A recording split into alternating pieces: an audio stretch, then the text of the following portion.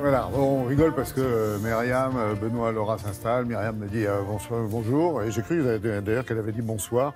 Je dis ça va, je dis Joker. Parce que oui, il y a des matins comme ça où on a besoin d'un petit café. Je vous paierai ma tournée tout à l'heure.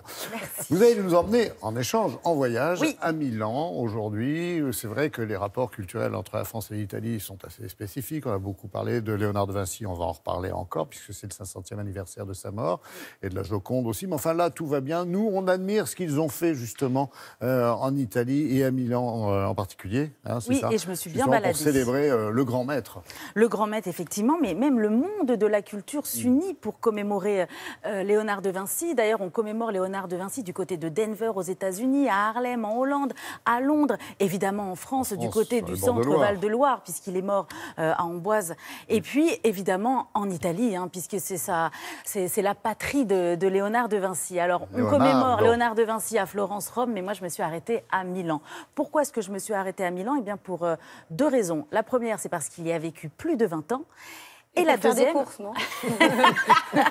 J'attendais la remarque de Laura, je voyais l'œil, tic-tic, s'allumer. Oh, j'aurais aimé, j'ai pas eu le temps, on a tellement cavalé. Elle était sans Rémo. Mais oui, c'est ça, en plus on a tellement cavalé. Et Léonard de Vinci a laissé derrière lui, c'est vrai, un héritage culturel incroyable dans la ville de Milan, notamment la Seine, avec le fameux Jésus et ses apôtres.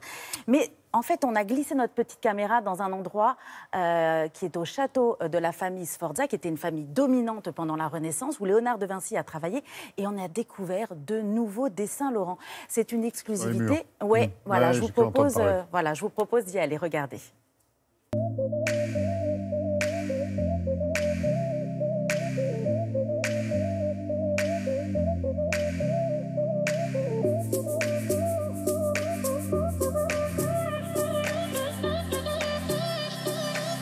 Nous sommes dans le château de la ville, très important pour la Renaissance à Milan et en Lombardie. Leonardo da Vinci, il a travaillé ici pendant plus de 20 ans et il a réalisé une grande salle décorée avec 18 murailles.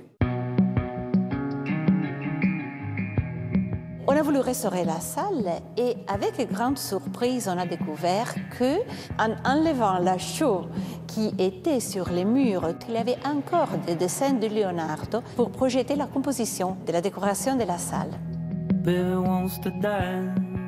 On a demandé à Leonardo de faire un trompe-l'œil avec des arbres de mûrier.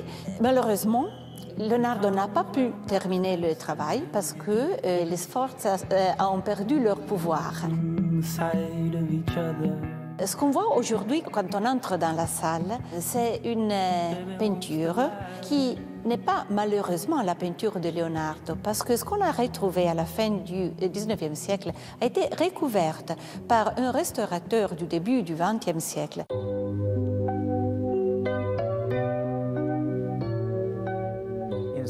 En 1637, la bibliothèque ambrosienne de Milan a reçu en cadeau le Codex Atlanticus de Léonard de Vinci. Le codex est tout simplement un recueil de dessins et de notes des travaux de Léonard de Vinci sur des thèmes comme la physique, les dispositifs militaires, l'optique, l'ingénierie ou encore l'architecture. Ce codex est bien sûr fondamental pour nous aider à comprendre le processus de pensée du maître.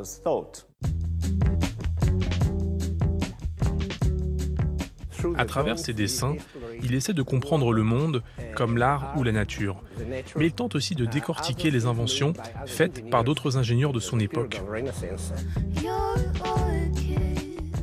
Une des premières machines imaginées par Léonard de Vinci est la vis aérienne. Ce serait bien entendu exagéré de prétendre que c'est l'ancêtre de l'hélicoptère, mais ce que nous pouvons affirmer, c'est que les machines sorties de son imagination sont le point de départ, des décennies plus tard, d'un bon nombre d'explorations scientifiques.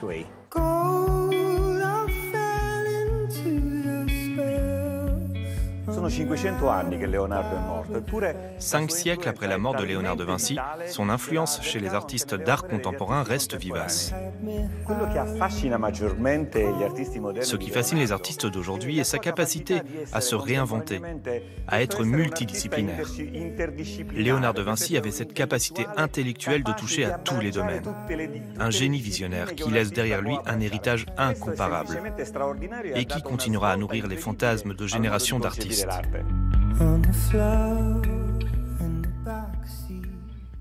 Alors concernant les dessins de Léonard de Vinci, il y a encore 2 ans de restauration et ils seront ouverts au public à partir de mi-mai. Et si on veut vivre justement cette expérience de Léonard de Vinci, on peut prendre le train depuis Paris avec des TGV, regardez, à l'effigie de Léonard de Vinci. C'est un partenariat avec... Lui, ça.